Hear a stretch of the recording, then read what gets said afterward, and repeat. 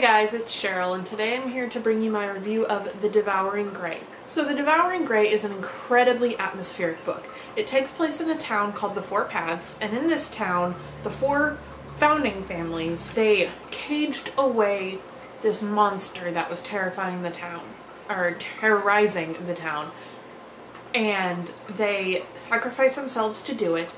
And so every once in a while the monster, I don't want to say escapes because that's not quite right, but think akin to like Silent Hill or probably even more accurately Stranger Things. And so the monster is becoming, or the beast as it's called, is becoming more and more prominent, and people are dying, and so it is up to the descendants of these four families to put a stop to it. And this book, like I said, is incredibly atmospheric. It's creepy. The forest itself seems almost like its own entity.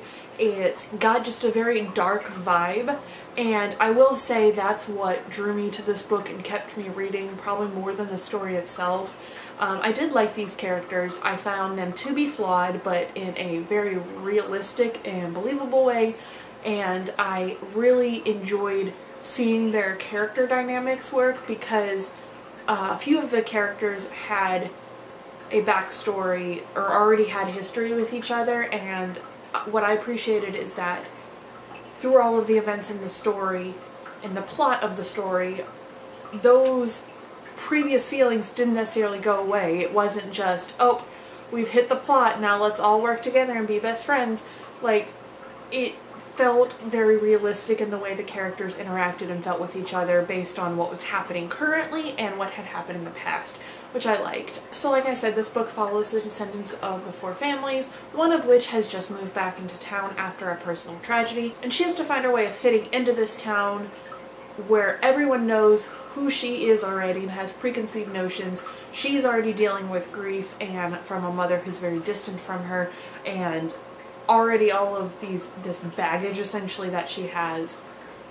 And to top it all off, like I said, after she moves into town, the beast is starting to take more lives and things are getting a little more chaotic. And some other small things I enjoyed with this book is that the writing was really easy to get into. It didn't feel overly flowery, which I'm not a huge fan of, but it also didn't necessarily feel stilted, and the conversations seemed to flow pretty easily between the characters.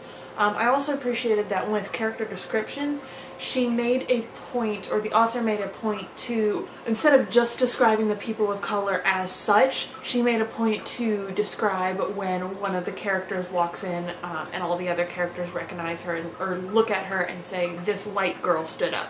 So every character was described by their color, which I think is something that definitely needs to be more normalized instead of just describing people of color, because that indicates that they are other in the story and that you're expected to view the main character and everyone not described by their skin color as white.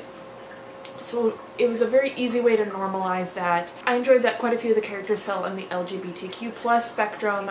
In fact, and they were named on the page. We had a bisexual protagonist, and she is declared on the page as bisexual, which is something you don't see very often. And overall, I really did enjoy this book. I gave it a 4 stars. I do know that it's supposed to be a series. I don't know if it's a duology or if it's a larger series. And I'm pretty sure I'll pick up the next book just because where this one left off obviously was a cliffhanger. It didn't wrap up perfectly.